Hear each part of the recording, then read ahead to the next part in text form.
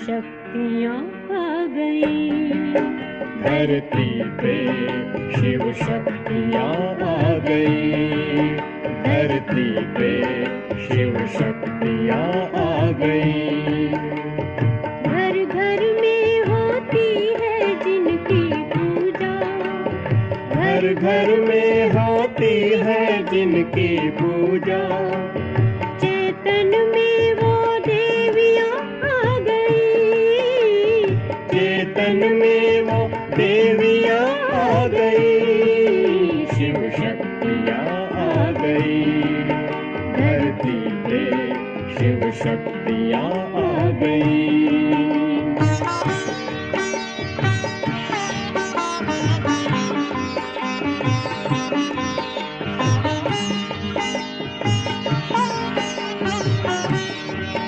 बन ज्ञान गंगा वो अमृत पिलाए, बन ज्ञान गंगा वो अमृत पिलाए, वो माँ बन के उमंग को बढ़ाए, वो माँ बन के उमंग को बढ़ाए, वो सर्व की प्यास बुझा रही है, वो सर्व की प्यास बुझा रही है। शिव शक्तियाँ आ गई, धरती पे शिव शक्तियाँ आ गई।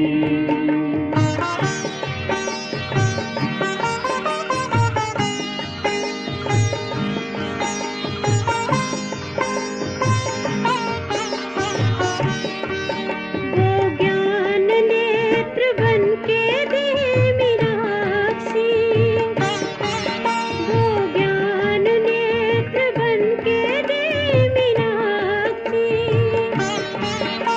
बनाए वो शीतल वो है शीतलाधि, बनाए वो शीतल वो है शीतल। 9 तारीख की महावाक्य है। तीसरा नवरात्रा है आज। कौन सी शक्ति की धारणा करेंगे? सहन शक्ति ना। कल किस पर अटेंशन दिया? समेटने की शक्ति ना। पहले नंबर पर है विस्तार को संकीर्ण करने की शक्ति। सहन शक्ति में क्या, सहन शक्ति का अर्थ क्या है? कोई कुछ बोले तो चुप रहो, तो हमने सहन कर लिया। और सहन माना, और फिर बाद में एक बारी में ही सारा कुछ उड़ेल दो, प्रेशर कुकर की तरह ब्लास्ट हो जाओ। वो सहन करना थोड़ा ही हुआ। सहन शक्ति माना अपनी अवस्था को कैसी भी स्थिति परिस्थिति में सदा एक रस रखना, किसी भी बात के प्रभाव में आकर अपने आप को हलचल में नहीं आने देना। दूसरा, जो कोई नेगेटिव बात अगर हम सहन करते हैं उसको अपने ज्ञान मन चिंतन द्वारा परिवर्तन कर देना, नहीं तो वो बार बार अंदर चलती रहेगी। और बाहर से तो ऊपर से तो सहन कर लिया, परंतु अंदर चल रहा है तो वो बढ़ता जाएगा और एक दिन वही सहन करना मुश्किल लगेगा। इसलिए कई बार कई कह देते हैं मैंने 10 बार ही सहन किया है ना, लेकिन 11वीं बार मेरी सहन शक्ति खत्म हो गई। क्यों खत्म हो गई? सहन शक्ति तो उतनी है, खत्म थोड़ी हो जाएगी, तो और बढ़ेगी। परंतु बाहर से सिर्फ ऊपर से दिखावे के रूप में कर लिया, लेकिन अंदर से उसका परिवर्तन नहीं किया। इसलिए सहन करना माना ज्ञान मनन के द्वारा अपनी अवस्था को सदा एक रस रखना, नेगेटिव को पॉजिटिव में चेंज करना। जितना शुभ भावना शुभकामना, जितना हम कोई भी बात अगर ऐसे अपने सामने देखते हैं उसका अगर परिवर्तन नहीं करते हैं तो वो बात क्या करती है, अंदर जाकर परेशान करती है। अगर कोई खाने में भी कोई खराब खाना खा लेता है पानी पी लेता है तो अंदर जाकर क्या करता है, हलचल करता है ना। तो सोचो विचार भी क्या करेंगे अगर गलत रूप में ही उसको धारण कर लिया तो अंदर जाकर वो हलचल मचाते हैं। इसलिए बाबा हम बच्चों को ये कहते हैं सहन तो करना है, झुकना है, और सहन शक्ति सबके पास है, परंतु जब उसको धारण हम करते हैं वो बढ़ेगी कम। ऐसा ना हो 10 बारी सहन कर लिया, 11वीं बारी खत्म हो गया, नहीं, उस नेगेटिव को हमें पॉजिटिव में चेंज करते जाना है। तो अपने आप ही वो अंदर से शक्तियाँ बढ़ती जाएंगी और बाकी सारी शक्तियों की धारणा भी सहज हो जाएगी। इसलिए सहन करने की शक्ति के बाद कौन सी शक्ति आती है, समाने की शक्ति, है ना। तो जो बात सहन की उसको अंदर समा जाओ, है ना। उस पर कल फिर चिंतन करेंगे। आज बाबा बोले, मीठे बच्चे, माता पिता को फॉलो कर तख्त नशीन बनो, इसमें कोई तकलीफ नहीं, सिर्फ बाप को याद करो और पवित्र बनो। मीठे बच्चे, माता पिता को फॉलो कर तख्त नशीन बनो, इसमें कोई तकलीफ नहीं, सिर्फ बाप को याद करो और पवित्र बनो। प्रश्न है, गरीब नवाज बाप अपने बच्चों का भाग्य बनाने के लिए कौन सी राय देते हैं? बाबा बोले, बच्चे, शिव बाबा को तुम्हारा कुछ नहीं चाहिए। बाबा गरीब नवाज है ना। बाबा कहते हैं, बच्चे, शिव बाबा को तुम्हारा कुछ नहीं चाहिए, तुम भले खाओ पियो पढ़ो रिफ्रेश होकर चले जाओ, लेकिन फिर लेकिन क्या है, खाएं पिए पढ़ें हैं तो बोझा नहीं चढ़ेगा क्या। इसलिए बाबा कहते, लेकिन चावल मुट्ठी का भी गायन है। जो प्राप्ति होनी है, बिना बीज बोए तो किसी को भी फल मिल नहीं सकता।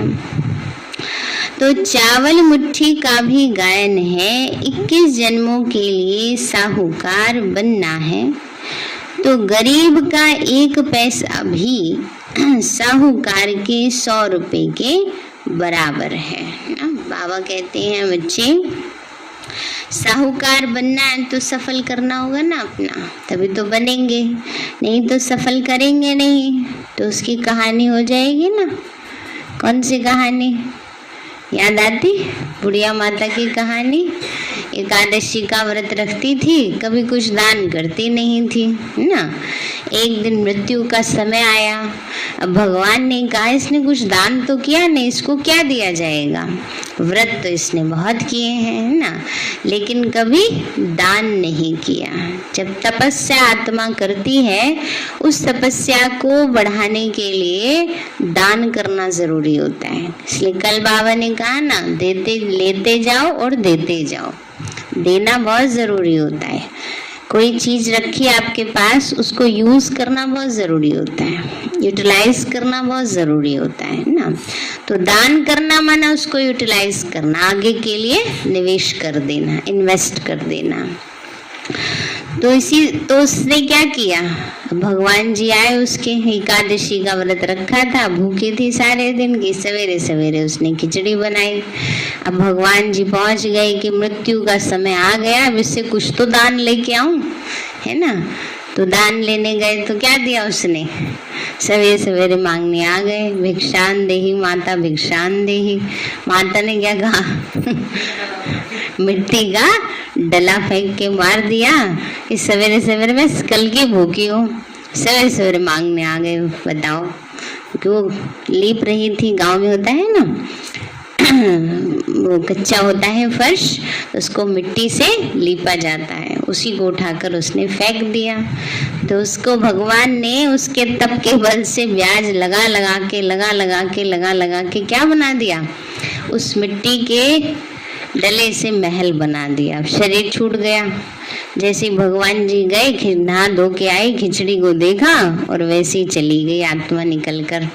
अब ऊपर पहुंची, अब दान कुछ किया नहीं, तो कहा भगवान से कहती जाके मुझे बहुत भूख लग रही है, क्योंकि पहले दिन की भूखी थी बेचारी, है ना। कहा तूने कुछ दान ही नहीं किया, कहाँ से दूं, ये तूने मिट्टी का डला फेंक के मारा था तो क्या बना दिया उसका महल। महल की चाबी दे दी, जितने भी दरवाजे खोले सारे में महल में सब खाली ना। तो इसीलिए बाबा कहते हैं जब तक बीज नहीं बोओगे फल नहीं मिलेगा।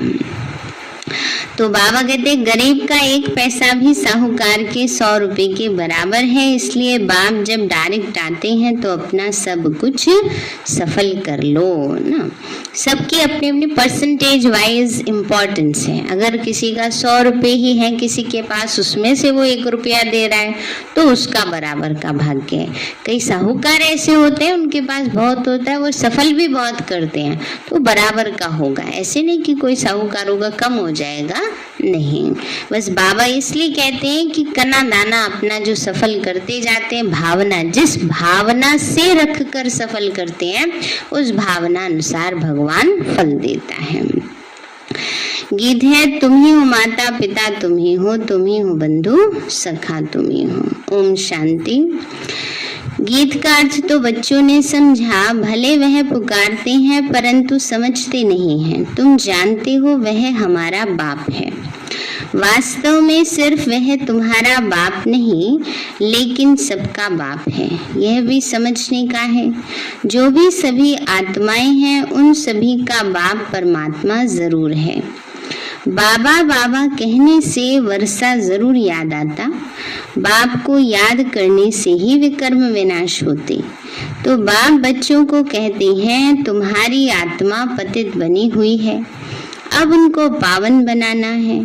तो सभी का बाबा है तो बच्चे जरूर निर्विकारी होने चाहिए। बाबा कहते हैं बाबा सभी का है, तो परमात्मा पिता हमारा निर्विकारी है तो बच्चे भी निर्विकारी होने चाहिए। कोई समय निर्विकारी थे, बाप खुद समझाते हैं जब श्री लक्ष्मी नारायण का राज्य था तब सब निर्विकारी थी। इतने सब जो मनुष्य आत्माएं देखते हो वह भी निर्विकारी होंगी, क्योंकि शरीर तो विनाश हो जाएगा, बाकी आत्माएं जाकर निराकारी दुनिया में रहती हैं। वहाँ विकार का तो नाम निशान नहीं, शरीर ही नहीं। वहाँ से सब आत्माएं आती हैं इस दुनिया में पार्ट बजाने। पहले पहले भारतवासी आते हैं। भारत में पहले पहले इन लक्ष्मी नारायण का राज्य था, तो और सब धर्म वाले निराकारी दुनिया में थे। इस समय सब साकारी दुनिया में हैं। अभी बाप तुम बच्चों को निर्विकारी बनाते हैं ना। बाबा क्या बना रहे सबको? निर्विकारी, जिसमें कोई विकार नहीं है। तो बाबा कहते हैं बच्चे अभी बाबा तुम बच्चों को निर्विकारी बना रहे हैं, निर्विकारी देवता बनाने के लिए। जब तुम देवी देवता बन जाते हो तब तुम्हारे लिए जरूर नई दुनिया चाहिए, पुरानी दुनिया खत्म होनी चाहिए। शास्त्रों में महाभारत लड़ाई भी दिखाई हुई है। दिखाते हैं बाकी 5 पांडव रहे, वो भी पहाड़ों पर गल गए, कोई नहीं बचा। अच्छा, इतनी सब आत्माएं कहाँ गईं? आत्मा तो विनाश को पाती नहीं, तो कहेंगे निराकारी निर्विकारी दुनिया में गई। बाप विकारी दुनिया से निराकारी निर्विकारी दुनिया में ले जाते हैं। तुम जानते हो बाप से तो जरूर वर्षा मिलना चाहिए। अभी दुख बढ़ गया है, इस समय हमको सुख शांति दोनों चाहिए। भगवान से सब मांगते हैं, हे भगवान हमको सुख भी दो और शांति भी दो, है ना। हर एक मनुष्य पुरुषार्थ करता ही है धन के लिए। पैसा है तो सुख है। तुमको बेहद का बाप तो बहुत पैसा देते हैं। तुम सतयुग में कितने धनवान थे, हीरे जवाहरातों के महलों में रहते थे, याद आता है? अभी ईंट पत्थर के भी नहीं मिलते मैल तो छोड़ो, छत भी नहीं मिलती है। तो बाबा कहते हैं बच्चे सोचो कितना उसमें थे। तुम बच्चे जानते हो हम बेहद के बाप से बेहद स्वर्ग का वर्षा लेने आए हैं। सारी दुनिया तो नहीं आएगी ना, ये भी समझने की बात है। हमारा फर्ज संदेश देना सबको है, लेकिन ये इच्छा नहीं रखनी चाहिए। इतने तो समझाते हैं, फिर भी इनके समझ में कुछ नहीं आता। सारे थोड़े देवी देवता बन जाएंगे, है ना। तो बाबा ने कहा सारी दुनिया नहीं आएगी, बाप भारत में ही आते हैं। भारतवासी ही इस समय नरकवासी हैं, फिर स्वर्गवासी बाप बनाते हैं। भक्ति में दुख के कारण बाप को जन्म जन्मांतर याद किया है। हे परम पिता परमात्मा, हे कल्याणकारी दुखहर्ता सुखकर्ता बाबा, उनको याद करते हैं तो जरूर वो आता भी होगा। ऐसे ही मुफ्त में थोड़े याद करते हैं। बाबा कहते याद भी स्वार्थ है ना, आज हर बात में प्रॉफिट देखते हैं। याद किसको करेंगे? जिसने कुछ दिया है। तो मुफ्त में थोड़े याद करते हैं, समझते हैं भगवान बाप आकर भक्तों को फल देते। सो भी तो तुम सभी को देंगे ना, बाबा तो सबका है। तुम बच्चे जानते हो हम सुख धाम में जाएंगे, बाकी सब शांति धाम में जाएंगे। जब सुख धाम में है तो सुख शांति सारी सृष्टि पर रहती। बाप का तो बच्चों पर लव रहता है ना, और फिर बच्चों का भी माँ बाप पर प्यार रहता है। यह भी गाते हैं तुम मात पिता हम बालक तेरे, तुम्हारी कृपा से सुख घनेरे। जिस्मानी मात पिता होते हुए भी गाते हैं तुम मात पिता हम बालक तेरे, तुम्हारी कृपा से सुख घनेरे। लौकिक माँ बाप के लिए तो ऐसे नहीं गाते। भले वो भी बच्चों को संभालते हैं, मेहनत करते हैं, वर्षा देते हैं, सगाई कराते हैं, फिर भी सुख घनेरे पारलौकिक माँ बाप से ही मिलते हैं। बाबा कहते हैं बच्चे सुख घनेरे किससे मिलते हैं? पारलौकिक परमात्मा से ही मिलते हैं। अभी तुम हो ईश्वरीय धर्म के बच्चे, वह सब हैं आसुरी धर्म के बच्चे। सत्युग में कभी कोई धर्म के बच्चे नहीं करते, जरूरत ही नहीं है ना। वहाँ तो सबको अपने अपने संतान होगी, संतान का सुख होगा। यहाँ तो धर्म के बच्चे कब बनाते? या तो किसी को संतान नहीं हो, या किसी के बच्चे के माँ बाप नहीं हो, है ना। लेकिन वहाँ ऐसा कोई है ही नहीं। तो वहाँ तो सुख ही सुख है, दुख का नाम निशान नहीं। बाबा कहते मैं आया हूँ 21 पीढ़ी के लिए तुमको स्वर्ग के सुख घनेरे देने। सिर्फ जन्म नहीं, मृत्यु भी सुख में होती है। इसलिए बाबा कहते हैं बच्चे 21 पीढ़ी के लिए सुख देने आता हूँ। बुढ़ापे तक आत्मा सुख में जीवन जिएगी। तो अभी तुम बच्चे जानते हो बेहद के बाप से हम स्वर्ग के घनेरे सुख पा रहे हैं। यह दुख के सब बंधन खलास हो जाएंगे। सतयुग में है सुख का संबंध, कलयुग में है दुख का बंधन। बाप सुख के संबंध में ले जाते हैं। उनको कहा ही जाता है दुख हरता सुख करता। तो बाप आकर बच्चों की सेवा करते हैं। कैसे सेवा कर रहे हैं? पैर दबा रहे हैं आके बच्चों के। पैर भी दबा देता है बाबा जरूरत पड़े तो। तो इसलिए बाबा कहते हैं बच्चे बाबा क्या कर रहे हैं? अभी बच्चों की सेवा करते हैं। बाबा कहते हैं हम ओबीडियंट सर्वेंट हूँ, आज्ञाकारी सेवाधारी हैं। तुमने मुझे आधा कल्प याद किया है। हे बाबा आकर हमको सुख घनेरे दो। तो अब मैं आया हूँ देने। तो फिर श्रीमत पर चलना है ना। यह मृत्यु लोक सब खत्म हो जाने वाला है, अमर लोक स्थापन होता है। अमरपुरी में जाने के लिए अमरनाथ बाबा से तुम अमर कथा सुनते हो। वहाँ तो कोई मरते नहीं। बाबा कहते हैं बच्चे वहाँ कोई मरते नहीं, शरीर नहीं छोड़ते, शरीर नहीं छोड़ेंगे। बाबा ने कहा वहाँ कोई मरते नहीं। बाबा कहते हैं बच्चे देखो बाबा ने आगे समझाया, मुख से कभी ऐसे नहीं कहेंगे फलाना मर गया, क्योंकि शरीर कैसे छोड़ेंगे? जैसे पुराना वस्त्र उतार कर नया धारण किया, दुख की बात ही नहीं। अब यहाँ बहुत ज्यादा एज किसी की हो जाती है और वो आराम से बैठे बैठे चले जाते हैं, तो उन पर कोई थोड़े रोते हैं, शोक करते हैं, दुखी होते हैं ना, और ही बैंड बाजे से ले जाते हैं उनको, है ना। ऐसे ही वहां पर होगा। तो बाबा ने कहा मरना शब्द नहीं होता, एक्चुअल बात ये है, दुख वाला मरना शब्द नहीं है। आत्मा कहती है हम यह जर्जरीभूत शरीर छोड़ने आ लेता हूँ, वो तो अच्छा ही हुआ ना। वहां कोई बीमारी आदि होती नहीं, मृत्यु लोक का नाम नहीं। मैं आया हूँ तुमको अमरपुरी का मालिक बनाने, जहाँ काले मृत्यु नहीं होती, वो है अमरपुरी, है ना, अमर लोक, जहाँ समय से पहले कोई शरीर नहीं छोड़ेगा। वहां तुम राज्य करेंगे तो मृत्यु लोक का कुछ भी याद नहीं पड़ेगा। नीचे उतरते उतरते हम क्या बनेंगे वो भी मालूम नहीं रहता, नहीं तो सुख ही उड़ जाए। यहाँ तो तुमको सारा चक्र बुद्धि में रखना है। बरोबर स्वर्ग था, अब नरक है, तब तो बाप को बुलाते हैं। तुम आत्माएं शांति धाम की रहने वाली हो, यहाँ आकर पाठ बजाती हो।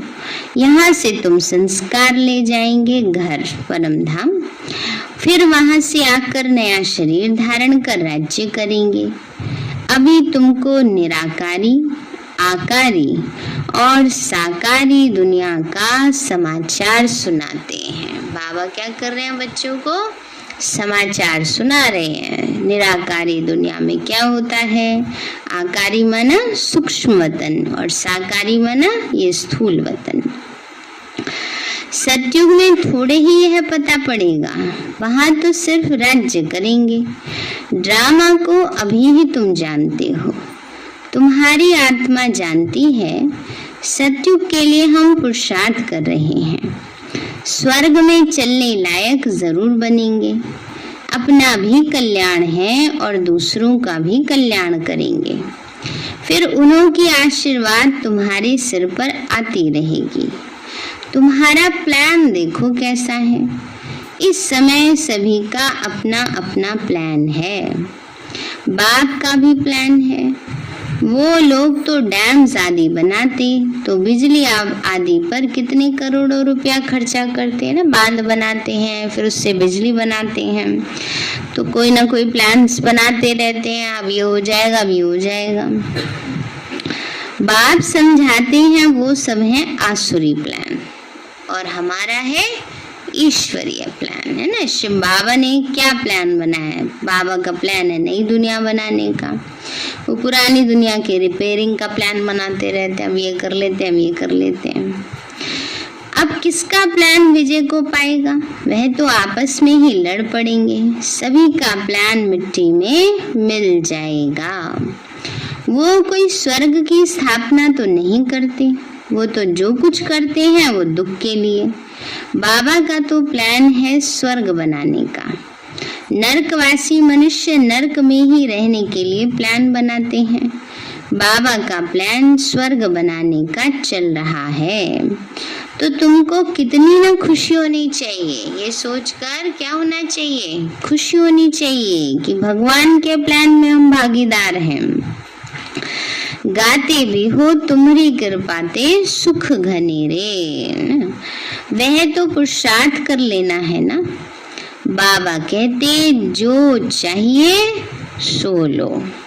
जो पद चाहिए, भाव है जो पद चाहिए वो ले लो। सारी सीट खाली पड़ी है, जो मर्जी बैठ जाओ। अब कोई अपनी मन मर्जी से ही लास्ट वाली सीट पर बैठे तो उसमें भगवान भी क्या करेंगे? क्लास की बात नहीं है है पद की बात है। तो बाबा कहते जो चाहिए सो लो। अब जैसे गंगा स्नान करने कोई जाते हैं, कोई खाली स्नान करके आ जाते हैं, कोई अंजलि में जल ले आते हैं, कोई छोटी सी कैन ले जाते उसमें ले आते हैं, है ना। तो ऐसे ही बाबा कहते बाबा तो सागर है, जितना चाहे उतना ले लो। चाहे विश्व के मालिक राजा रानी बनो, चाहे फिर दास दासी बनो, जितना पुरुषार्थ करेंगे। बाप सिर्फ कहते हैं एक तो पवित्र बनो और हर एक को बाप का परिचय देते रहो।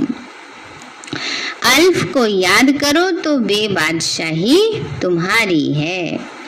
बाप को याद करने में ही माया बहुत विघ्न डालती है, बुद्धि योग तोड़ देती है। बाबा कहते जितना मुझे याद करेंगे पाप भी भस्म होंगे और ऊंचा पद भी पाएंगे। इसलिए भारत का प्राचीन योग मशहूर है। बाप को लिबरेटर भी कहते हैं। 21 जन्म के लिए बाप तुम्हें दुख से लिबरेट करते हैं। भारतवासी सुखधाम में होंगे, बाकी सब शांति धाम में होंगे। निराकारी दुनिया और साकारी दुनिया का प्लान दिखाने से झट समझ जाएंगे। और धर्म वाले तो स्वर्ग में आ न सके, स्वर्ग में तो हैं ही देवी देवताएं। ये ड्रामा की नॉलेज बाप के सिवाय कोई भी समझा न सके। बच्चे आते ही हैं बाप से वर्षा लेने। सुख घनेरे तो हैं ही सतयुग में, बाद में रावण राज्य होता है, उसमें होते हैं दुख घनेरे, है ना। बाबा ने कहा रावण के राज्य में है दुख घनेरे। अभी तुम समझते हो बाबा हमको सच्ची सच्ची कथा सुनाकर अमर लोक में जाने के लायक बनाते हैं। अभी ऐसे कर्म करते हो तब तो 21 जन्मों के लिए धनवान बनते हो। बाबा कहते हैं बच्चे ऐसे श्रेष्ठ कर्म करते हो तब 21 जन्मों के लिए धनवान बनते हो। कहते भी हैं धनवान भव पुत्रवान भव, वहाँ एक बच्चा एक बच्ची तुमको जरूर होगा। आयुष्मान भव, तो तुम्हारी आयु कितनी हो जाएगी? कितनी आयु होती है सतयुग में? 150 वर्ष होगी। अकाले मृत्यु कभी होती नहीं। ये तो बाप ही समझाते हैं। तुम आधा कल्प हमको पुकारते आए हो। सन्यासी ऐसे कहेंगे क्या? वो क्या जाने। बाबा कहते हैं बच्चे सन्यासी तो कह नहीं सकते ये बात, वो क्या जाने। बाप कितना प्यार से बैठ समझाते हैं बच्चे। यह एक जन्म अगर पावन बनेंगे तो 21 जन्म पावन दुनिया के मालिक बनेंगे। पवित्रता में तो सुख है ना, तो तुम पवित्र दैवी धर्म वाले थे। अब अपवित्र बन दुख में आए हो। स्वर्ग में निर्विकारी थे, अभी विकारी बनने से नरक में दुखी हुए हो। तो बाप तो पुरुषार्थ कराएंगे ना, स्वर्ग के महाराजा महारानी बनो। बाबा तो राजा रानी बनने का ही पुरुषार्थ कराएंगे, वो बात अलग है, बच्चे करे ना करे। बाबा तो कहते 8 घंटे योग लगाओ। बाबा ने कहा बच्चे बाप तो पुरुषार्थ कराएंगे ना, स्वर्ग के महाराजा महारानी बनो। तुम्हारे बाबा मम्मा बनते हैं तो तुम भी तो पुरुषार्थ करो, इसमें मूंझने की तो कोई बात ही नहीं। बाप तो किसी को पाँव भी पड़ने नहीं देते हैं, है ना। यहाँ कोई ऐसे तो है नहीं गुरुजी के आके पाँव पड़ने हैं, सिर पे हाथ रख दो ना, या अगर गुरुजी की आज्ञा नहीं मानी तो श्राप मिल जाएगा, ऐसा भी कुछ नहीं है। बस बाबा तो ये चाहते हैं, हर माँ बाप चाहते हैं हमारे बच्चे पढ़ लिख के लायक बने, तो भी तो हमारा पिता है ना। तो बाप समझाते हैं हमने तुमको सोने हीरे के महल दिए, स्वर्ग का मालिक बनाया, फिर आधा कल्प तुम भक्ति मार्ग में माथा घिसाते आए, पैसा भी देते आए। वो सोने हीरे के महल सब कहाँ गए? तुम स्वर्ग से उतरते उतरते नरक में आकर पड़े हो, तो अब तुमको फिर से स्वर्ग में ले जाता हूँ। बाबा कह रहे बच्ची मैं तुम्हें फिर से स्वर्ग में ले जा रहा हूँ, तुमको कोई तकलीफ नहीं देता हूँ, चुपचाप ले जाएंगे बाबा। कोई तकलीफ की बात नहीं है। दुनिया वाले सुने अच्छा स्वर्ग में जाना, अभी तो बहुत काम है हमें दुनिया में अभी नहीं जाते। तो सिर्फ मुझे याद करो और पवित्र बनो, भले एक पैसा भी ना दो, खाओ पियो पढ़ो रिफ्रेश होकर चले जाओ। बाबा तो सिर्फ पढ़ाते हैं, पढ़ाई का कुछ पैसा नहीं लेते। कहते हैं बाबा हम देंगे जरूर, नहीं तो वहाँ मैल आदि कैसे मिलेंगे ना। बाबा कहते हैं, फिर बच्चे भी बड़े समझू से समझदार हैं, कहते हैं अगर नहीं सफल करेंगे अपना तो वहाँ कैसे, वहाँ भी फिर गरीब बन जाएंगे, है ना। इसलिए बाबा कई बार कहता है कि जो यहाँ के साहूकार है वो वहाँ गरीब बनते, जो यहाँ के गरीब है वो वहाँ साहूकार बनते। क्यों? क्योंकि दिल भी तो चाहिए ना देने की। जिनके पास बहुत है उनकी दिल छोटी होती है करने की, सोचते हैं अच्छा ये करेंगे, फिर भूल जाते हैं। फिर अगले दिन क्या होता है, सोचते हैं नहीं, संकल्प चेंज हो जाते हैं ना, इसलिए तो अपना सफल नहीं कर पाते। और जो गरीब बाबा के बच्चे हैं उनके पास जितना भी होता है सोचते हैं चलो थोड़ा करके कुछ तो जमा होगा, तो उनका वो क्या बन जाता है, फिर पदम गुणा बन जाता है। इसलिए कहते हैं शुभ संकल्प में कभी भी करने में देरी नहीं करनी चाहिए। तो इसलिए बाबा कहते हैं बच्चे पढ़ाई का, बाबा ने कहा भक्ति मार्ग में भी तुम ईश्वर अर्थ दान गरीबों को देते थे, फल भी ईश्वर देगा, गरीब थोड़े ही देगा, परंतु वह मिलता है एक जन्म के लिए। अब तो बाबा आप डायरेक्ट आए हो, हम ये थोड़े पैसे देते हैं, आप हमको 21 जन्म के लिए स्वर्ग में दे देना, है ना। क्लास सुनिए राजू भाई की, मैं बताया कैसे एक माता जी ने थोड़ी गरीब थी, काफी बहुत गरीब थी, बहुत जमा करती थी रोजाना, एक ज्ञान सरोवर उन दिनों बन रहा था। उसने एक अपना थोड़े पैसे जोड़ कर एक सोने की अंगूठी बनवाई, और वो सोने की अंगूठी मधुबन में जब सब जा रहे थे तो दादी जी को, अपनी टीचर बहन को दिया कि वहाँ ज्ञान सरोवर बन रहा है, तो मेरी भी दादी जी को बोला मेरी भी एक ईंट लगा दे, है ना। तो उसकी ईंट का क्या होगा, सोने का महल बन जाएगा, है ना। तो इसलिए फिर दादी ने, कहते हैं सारी सभा के बीच में वो अंगूठी पहन के दिखाई कि देखो मेरे बाबा का घर कैसे चलता है ना, ये सबके कने दाने के सहयोग से चलता है। उसने कितनी अपनी वो सारी, पहले ही बेचारी के पास बहुत कम था, लेकिन फिर भी उसने थोड़ा बचा करके अपना जोड़ करके कितना अपना सफल किया, तो उसका रिटर्न कितना पदम गुणा होगा, क्योंकि उसके लिए तो वही सब कुछ था ना। समझो अगर उसको रोजाना के 2-4 रुपए भी मिल रहे हैं, है ना, या महीने के 100 रुपए मिल रहे हैं, उसमें से उसने वो बचा करके अपना सफल किया, तो उसका कितना पदम गुणा हो जाता है। इसलिए बाबा कहते हैं तो हम यह थोड़े पैसे देते, आप हमको 21 जन्म के लिए स्वर्ग में देना।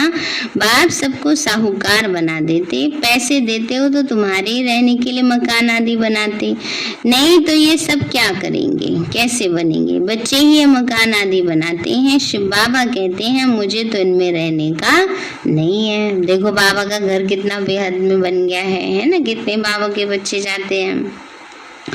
शिव बाबा तो निराकार दाता है, तुम देते हो, तुमको 21 जन्म के लिए फल देते हैं। मैं तो तुम्हारे स्वर्ग में नहीं आऊंगा, मुझे तो नरक में ही आना पड़ता है तुमको नरक से निकालने के लिए। तुम्हारे गुरु लोग तो और ही दुबन में फंसा देते हैं, वह कोई सदगति नहीं देते। अब बाप आए हैं पवित्र दुनिया में ले चलने, फिर ऐसे बाप को याद क्यों नहीं करते। बाबा कहते कुछ भी पैसा ना दो, सिर्फ मुझे याद करो तो भी पाप नाश होंगे और मेरे पास आ जाएंगे। ये मकान आदि भी तुम बच्चों के लिए ने अपने लिए ही बनाए हैं। यहाँ चावल मुट्ठी का भी गायन है, गरीब अपनी हिम्मत अनुसार जितना देते हैं उतना उनका भी बनता है। जितना साहूकार का पद उतना गरीब का पद, दोनों का एक हो जाता है।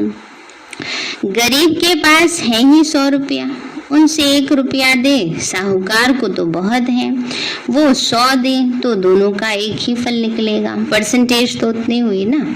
अगर गरीब है वो अपने 100 में से 1 दे रहा है तो पूरा 1% दे दिया, 10 रुपए दे रहा है तो पूरा 10% दे दिया।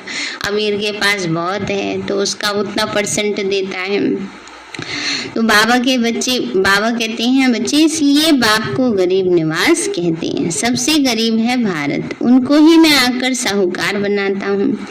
गरीब को ही दान दिया जाता है। कितना क्लियर कर बाबा समझाते हैं बच्चे, अब मौत सामने खड़ा है, अब जल्दी जल्दी करो, याद की रफ्तार को बढ़ाओ। मोस्ट स्वीट बाबा को जितना याद करेंगे उतना वर्षा मिलेगा, तुम बहुत धनवान बनेंगे।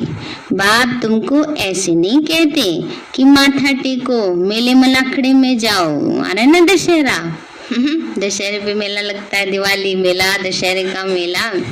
बाबा कहते नहीं, घर में बैठे बाप को और वर्षे को याद करो। अभी तो कोरोना ने सबका जाना आना छुड़ा दिया, कहीं भी, है ना, भीड़ भाड़ में कोई जाना पसंद नहीं करते। बस बाप तो है बिंदी, उनको परम पिता परमात्मा कहा जाता है, सुप्रीम सोल, सबसे ऊंचे ते ऊंचा है। बाप कहते मैं भी बिंदु, तुम भी बिंदी। सिर्फ भक्ति मार्ग में के लिए मेरा बड़ा रूप बनाकर रखा है, नहीं तो बिंदी की पूजा कैसे करेंगे। उनको कहते भी हैं शिव बाबा। किसने कहा? अभी तुम कहते हो शिव बाबा हमें वर्षा दे रहे हैं। वंडर है ना, 84 का चक्र फिरता रहता है। अनेक बार तुमने वर्षा लिया है और लेते ही रहेंगे। तो कितना अच्छी रीति बाप बैठ समझाते हैं। अच्छा, मीठे मीठे सिक्के लदे बच्चों प्रति माता पिता प्यार और गुड मॉर्निंग। रूहानी बाप की रूहानी बच्चों को नमस्ते। रूहानी हम बच्चों की रूहानी माता पिता बाप दादा को नमस्ते बाबा, नमस्ते। धारणा के लिए मुख्य सार है, मौत सामने खड़ा है, इसलिए अब याद की रफ्तार को बढ़ाना है। सतयुगी दुनिया में ऊंचा पद पाने का पूरा पुरुषार्थ करना है। दूसरा है अपना और दूसरों का कल्याण कर आशीर्वाद लेनी है। पवित्र दुनिया में चलने के लिए पवित्र जरूर बनना है। वरदान दिया बाबा ने, नए जीवन की स्मृति से कर्मेंद्रियों पर विजय प्राप्त करने वाले मर्जीवा भव। नए जीवन की स्मृति से कर्मेंद्रियों पर विजय प्राप्त करने वाले मर्जीवा भव। जो बच्चे पूरा मर्जीवा बन गए उन्हें कर्मेंद्रियों की आकर्षण हो नहीं सकती। मर्जीवा बने अर्थात सब तरफ से मर चुके, पुरानी आयु समाप्त हुई। जब नया जन्म हुआ तो नए जन्म नए जीवन में कर्मेंद्रियों का वश कैसे हो सकते हो। ब्रह्मा कुमार कुमारी के नए जीवन में कर्मेंद्रियों के वश होना क्या चीज है, यह इस नॉलेज से भी परे। बाबा ने कहा जब जीते जी मर गए ना तो पुरानी इच्छाओं, कामनाओं, कर्मेंद्रियों की रस के वश होना भी छूट गया। जैसे पुराना जन्म होता है तो पुरानी बातें सब भूल जाते हैं, नया जन्म होता है तो ऐसी बाबा कहते हैं जब बाबा के बच्चे हम बन गए तो इन सब चीजों की नॉलेज भी ना हो। शूद्रपन का जरा भी सांस अर्थात संस्कार कहाँ अटका हुआ ना हो, पुराने संस्कार जरा भी कहीं अटके हुए ना हो।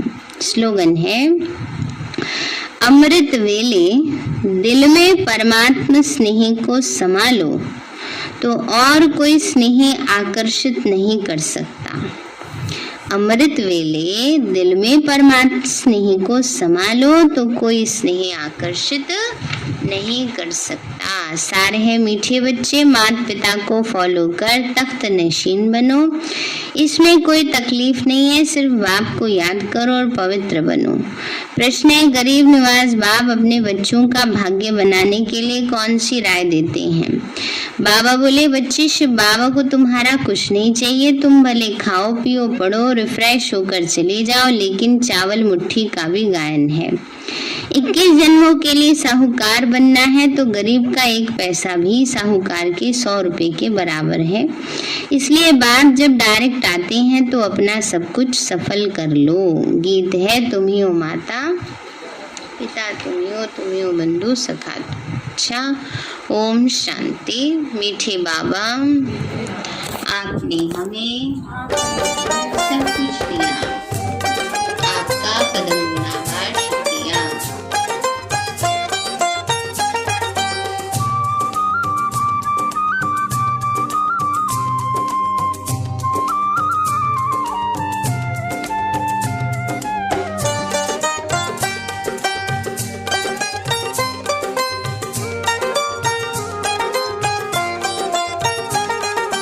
ऊंचे पहाड़ पे मधुबन है, मधुबन में बाबा का आसन है।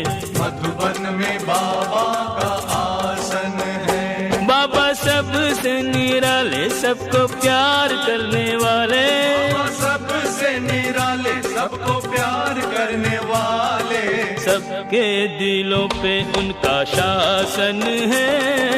मधुबन में बाबा का ऊंचे ऊंचे पहाड़ पे मधुबन है, मधुबन में बाबा का आसन है।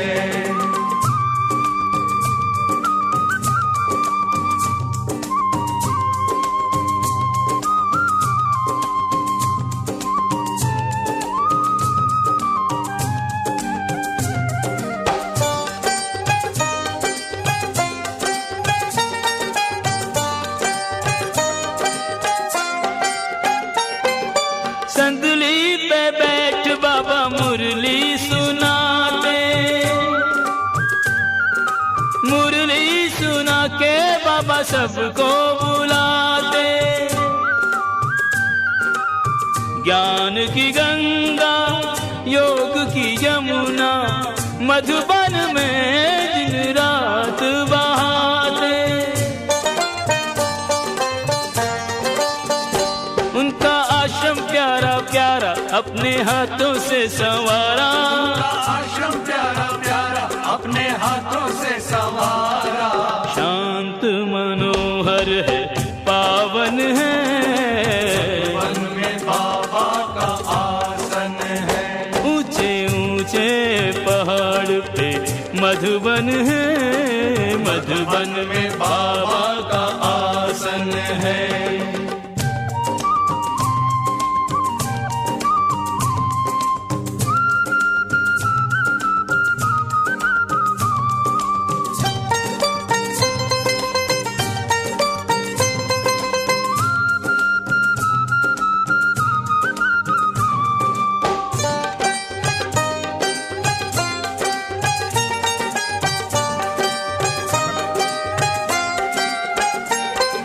बाबा की बगिया के फूल और कलियां,